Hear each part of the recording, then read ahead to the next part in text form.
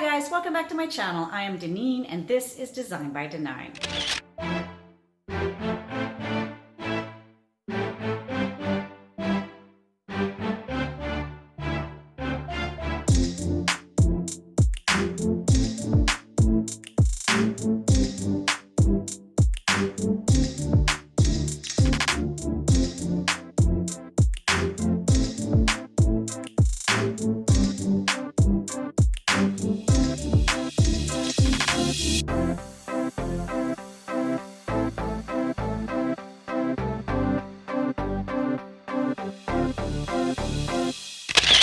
If you're new here and you like what you see, please consider subscribing. Please give it a thumbs up, or if you don't like it, it's time for the Look for Less challenge for August of 2020.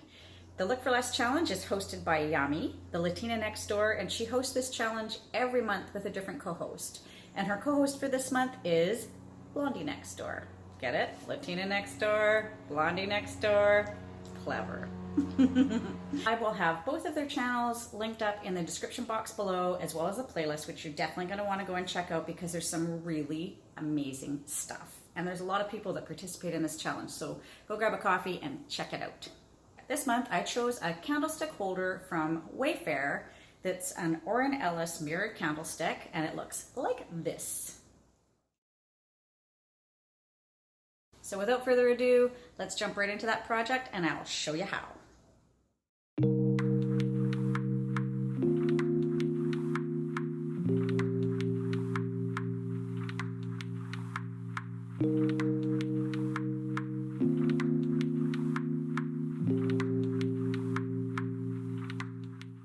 So this is in the back of my shed where I generally do my painting, and I thought for something different I would take you guys on a little tour of my backyard.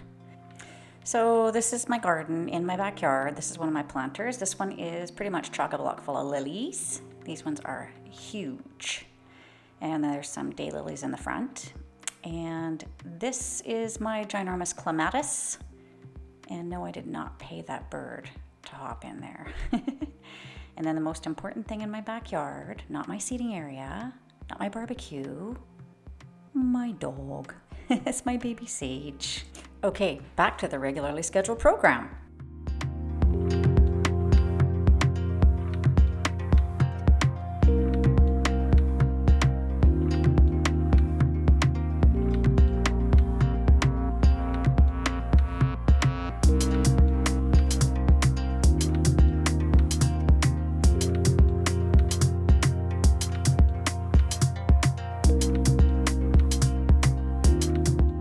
The original candle holders have a mother of pearl finish, and since I didn't have any mother of pearl on hand, I decided to do a faux finish.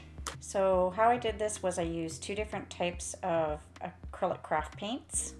I used a small artist's brush to give it sort of a texture similar to the tile of the mother of pearl. And I also had this bottle of mother of pearl structure gel that I got. I actually got it at Walmart. And this also gives a really nice, not only a really pretty sheen, a really pretty iridescent sheen, but it also gave it like a really nice texture as well. So the reason that we taped off just the middle section and left the edges silver and without a finish is because that's where we're going to affix the mirror. Okay, for the mirrors, I ordered this acrylic mirror sheet from Amazon. Comes in, the one that I got comes in 6 by 9 inch sheets. It's pretty stiff. It's not like, it's not paper. It's got a double backing, so it's got sticky backing, it's adhesive, and it sticks really, really well. So this is the adhesive backing on this side, and it's got a really good mirror finish. Really, really good mirror finish. Here are a couple different ways to cut this. So you can cut it just using, you can cut it with scissors, but it won't cut super straight. So I would suggest first scoring it with an X-Acto knife and then cutting it with scissors. Okay, so here's just a little scrappy piece here. So I would suggest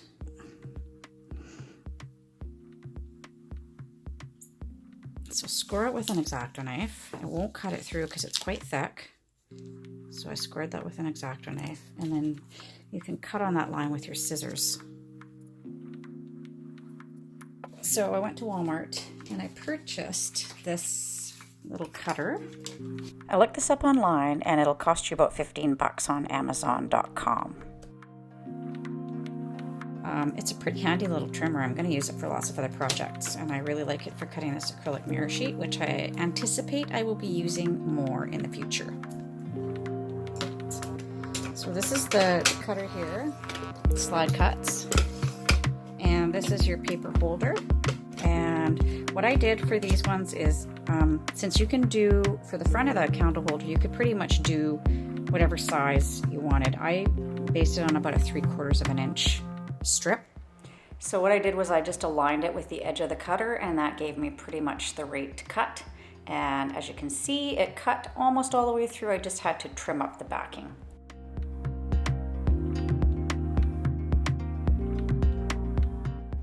Okay, so I'm going to show you a walkthrough on how I put this together. So the reason that we left the edges smooth is because the mirror sheet sticks much better to a flat surface than the faux finish. So I had cut 4 pieces at 9 inches, which is the length of the mirror sheet, by 3/4 inches wide, which is what you're going to need for one side of the front of the candlestick holders. So it's really easy to apply. You're just going to peel off the backing and you're just going to stick it down onto the edge of the 2x4. And then you're going to repeat this for both sides of the front. So you'll end up with 2 9-inch long by 3/4 inch wide strips running down the front side of the 2x4. So as you can see, I have a little bit of the protective finish peeled off here so you can see, but I want to leave that on until I'm finished with the project, because that'll just protect the mirror finish until we're all done. So the next piece is to do the in-between pieces on the ends, and the easiest way to do this is just to lay it down, mark it, cut it, and reapply it. Because depending on how big you've cut your pieces, they may not be the same size as mine. For the side pieces of your candlestick holder, it's probably best to just measure it onto your 2x4 in case it's not exactly the same size, and then cut it and then affix it. So once you've got both your sides and the front and the back edges done, you're going to want to do the center decor piece. And this is also was also a strip that was 9 inches by 3/4 inches, and I've just cut it down to size. So you can just eyeball it if you like. And then depending on, you probably want about 3/4 of an inch on either end as well, so it's even all the way around. And then you're just going to apply it on top of the faux finish. So it's going to be a tiny bit lumpier to stick down, but it'll be just fine. And then you're going to want to repeat the process for your base piece, so it looks like this. And then we're going to want to attach the top of the candlestick to the base, and we're going to do this with E6000. Make sure you don't get it too close to the edges because you don't want it squishing out onto your mirror tile. So you're going to just center it as best as you can onto the base, and it's probably a good idea to peel away the edges of the protective finish. And then center it, and if you want to check it with a ruler to make sure it's totally even, you got time with E6000 before it dries, and then you're just going to leave it overnight until it's nice and dry. Okay, so the last piece to attach is this. So this is a crystal tea light that I got from Michael's. They were $8 and I got it for 30% off, so it's about $5.50. So I really looked high and low to find something more similar to the one from the Orren Ellis candle holder. This is as close as I could get, but it's still quite pretty. So last step is to glue that on using E6000, and what you want to do is you want to just apply the glue to the center so it's not going to squish out. So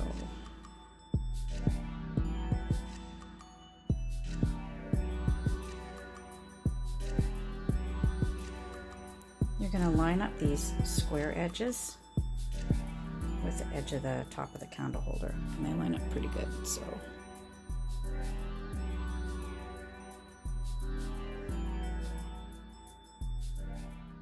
and then you're just going to leave it alone and let it dry overnight.